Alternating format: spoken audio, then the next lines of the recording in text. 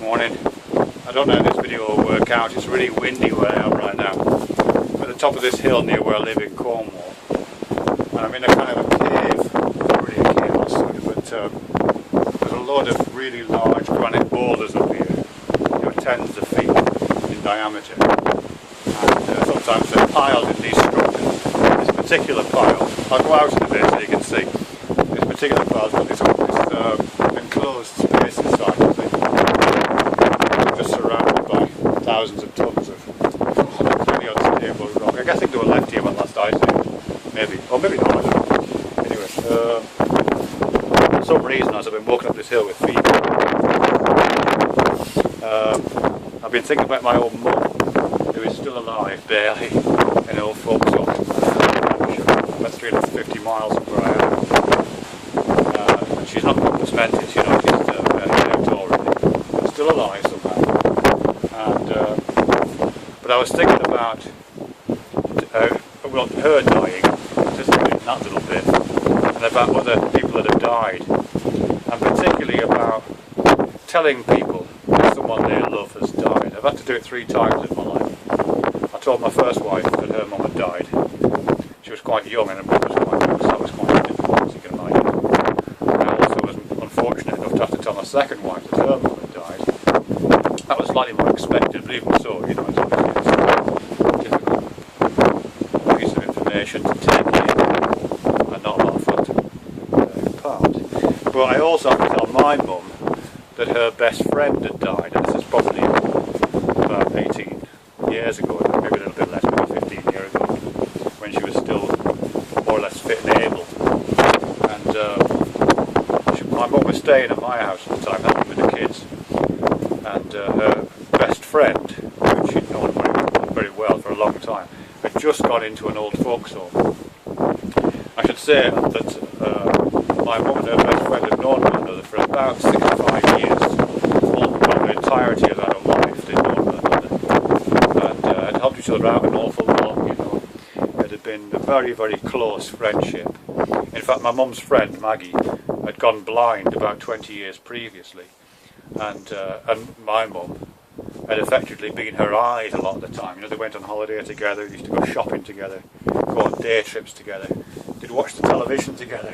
My mum would sit next to Maggie on the couch and watch the television and describe what was happening on the television to her friend. It was like that with the whole of their time together. When they go on holiday together to the beach or something like that, seaside, Mum would describe to Maggie what she was seeing, or if they were just walking through the shop. So it's a shop window, it's a flower shop, and there's some lovely irises in the window, and they're this colour, and she'd do that all the time. And in fact, to such an extent that she'd sometimes do it even when she wasn't with Maggie, her friend. I would be walking with her sometimes, and she'd again be kind of narrating what the world was like for persons without the eyes. So that was, so as I say, it was a really close friendship.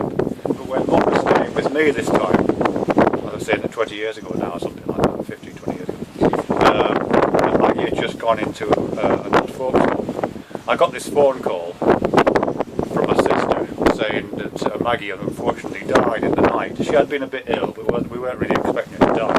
But she died in the night, and it kind of befell to me to let my mum know.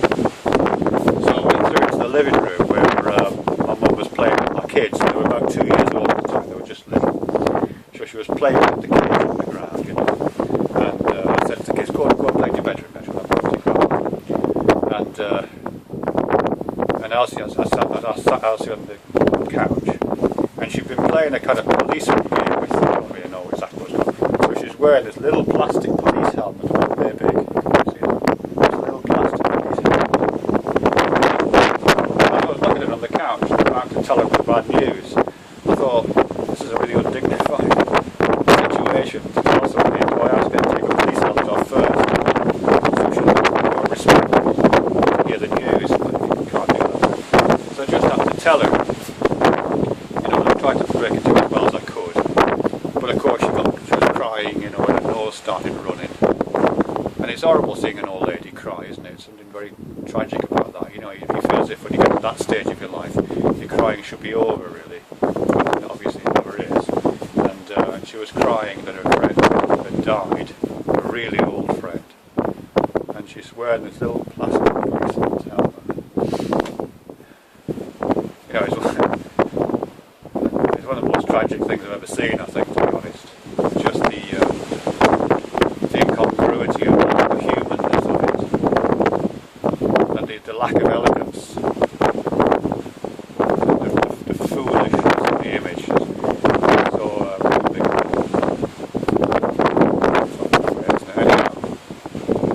I don't know why that occurred to me as my walk up here. I don't know why I would think you'd be even remotely interested in that. You're probably not.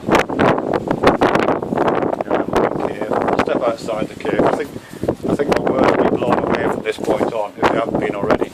So apologies for that. But I'll step outside so you can see what kind of a structure I'm in and where I'm at. This is where I am at the top of the you can see the midst of weird rocks. I've be careful what I'm going. I back out whilst I was away a couple of days ago, so I've got to be really careful what I'm doing.